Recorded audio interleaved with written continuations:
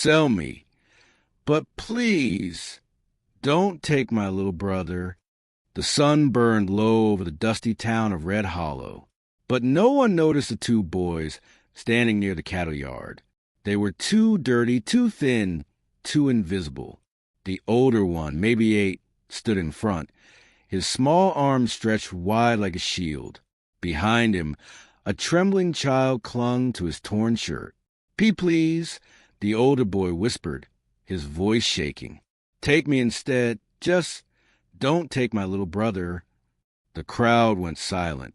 A fat trader stood in front of them, counting coins like nothing mattered. "These kids aren't worth much," he muttered. "I'll take the smaller one. Easier to control." The younger boy started crying.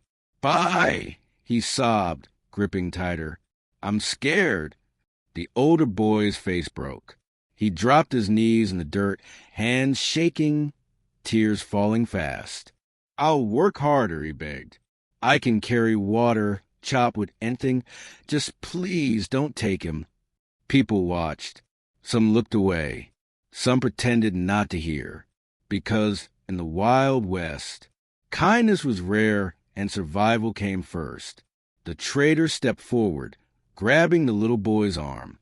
"Enough of this," he snapped. That's when it happened. A shadow fell across the ground. Heavy boots stepped into the dust, and a deep voice cut through the silence. "Let go of the boy." Everyone turned. A tall cowboy stood there, hat low, eyes sharp like steel. He wasn't loud, but something about him made even the wind stop. The trader scoffed. "And who are you supposed to be?" The cowboy didn't answer.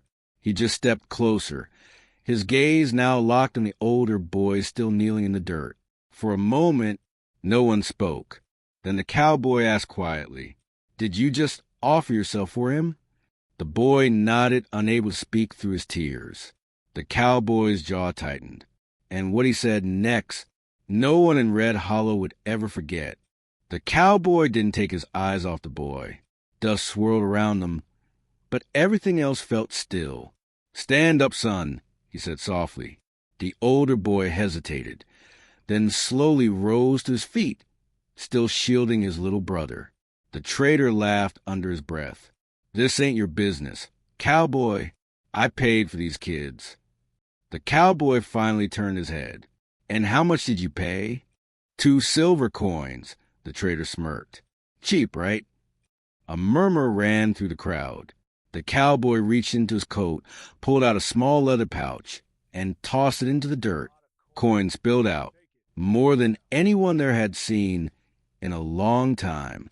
The trader's eyes widened. That's way more than they're worth." The cowboy stepped forward. "I'm not paying for their worth," he said coldly. "I'm paying so you never touch them again." Silence. The trader quickly bent down, grabbing the coins like a starving dog. "Fine," he muttered. "They're yours." The little boy ran forward, hugging his brother tightly. "We're safe," he whispered. For the first time, the older boy didn't answer, because he didn't understand. No one ever helped like this. No one ever chose them. The cowboy knelt down in front of them. "What are your names?" he asked. "Lie," the older boy said quietly. "And this is Noah." The cowboy nodded slowly. Then he said something that made the entire town freeze. "You boys coming home with me." Gasps spread through the crowd. "Home," Eli repeated, confused. The cowboy gave a small nod. "My ranch. You'll eat, you'll sleep, and no one's ever going to separate you again." The little boy clung tighter, but Eli didn't move. He just stared at the cowboy, eyes filled with fear. "What do you want in return?" he asked. The question hit harder than a gunshot. The cowboy's expression changed. Something deep, something painful flickered in his eyes. "Nothing," he said quietly. Eli shook his head. "That's not how the world works." The cowboy leaned closer. "Maybe not," he said, "but it's how mine does." For a moment, Eli's tough, broken guard began to crack.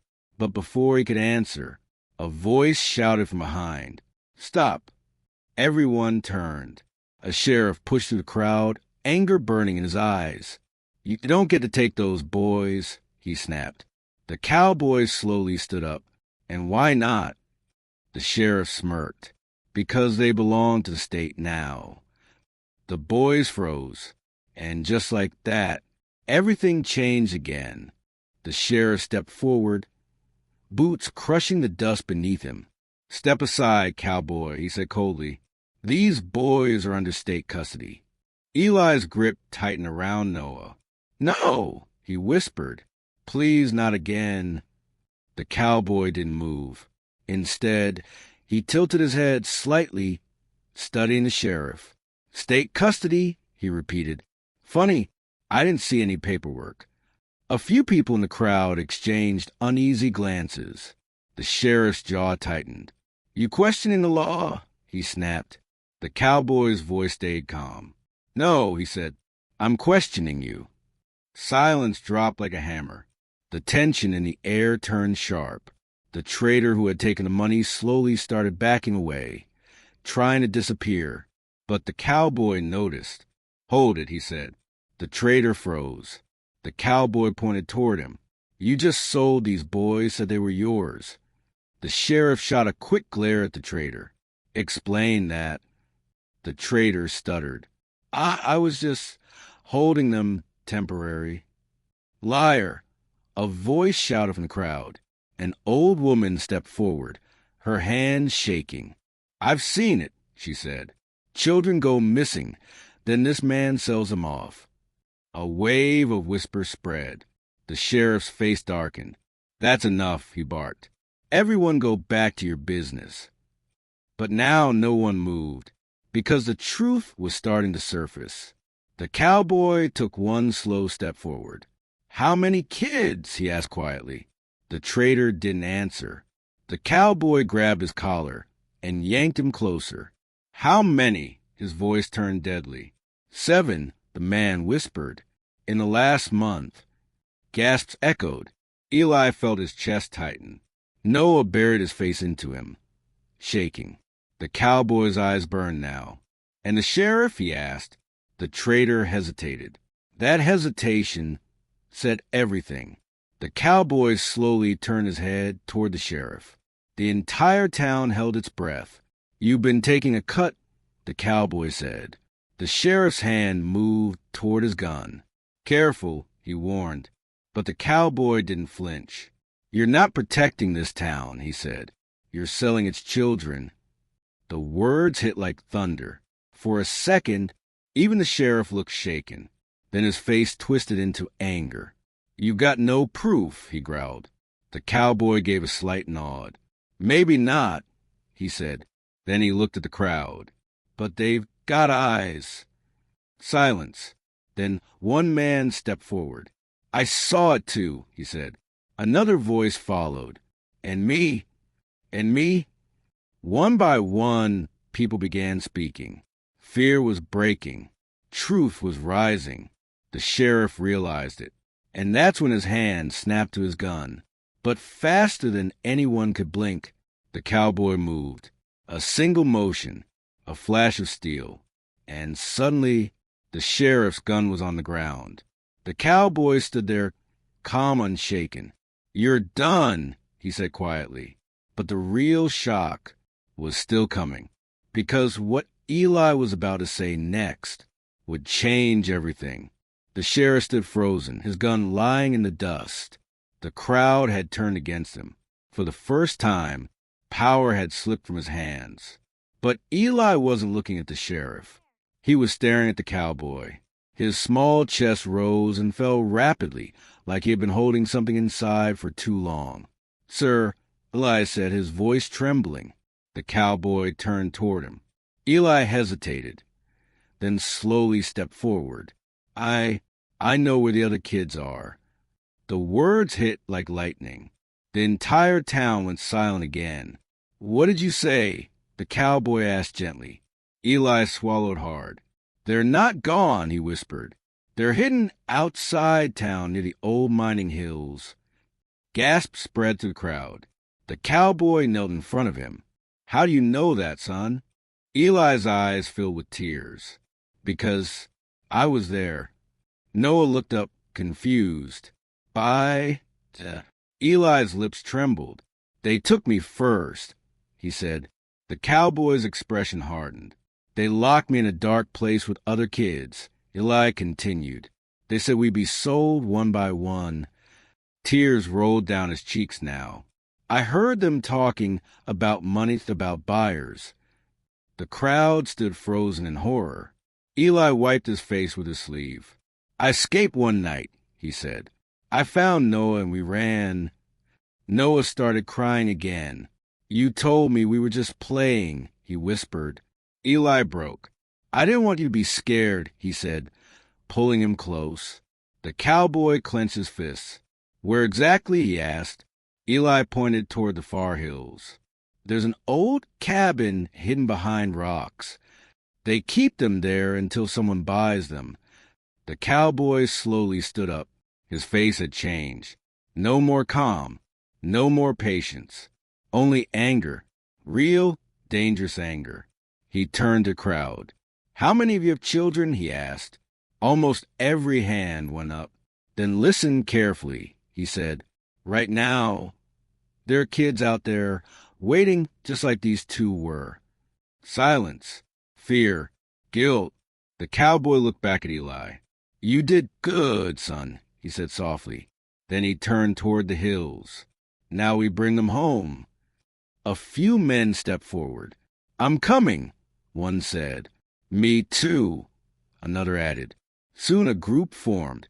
The town had finally chosen a side. But just as they began to move, the sheriff laughed. A cold, broken laugh. You think it's that easy? He sneered. Everyone turned. There are men out there, he said. Armed men. The cowboy didn't stop. He just glanced back once. Good, he said. Then his voice dropped. Because I was hoping for a fight. And with that, he started walking toward the hills, not knowing that what waited there was far worse than anyone imagined. The wind howled through the rocky hills. Dust rose with every step as the cowboy led the group forward. Behind him, the townsmen followed, nervous, silent, but determined. Eli walked close beside the cowboy, holding Noah's hand tightly. That way, Eli pointed, his voice shaking. Behind those rocks. The cowboy nodded. As they moved closer, something felt wrong. Too quiet. No birds. No movement.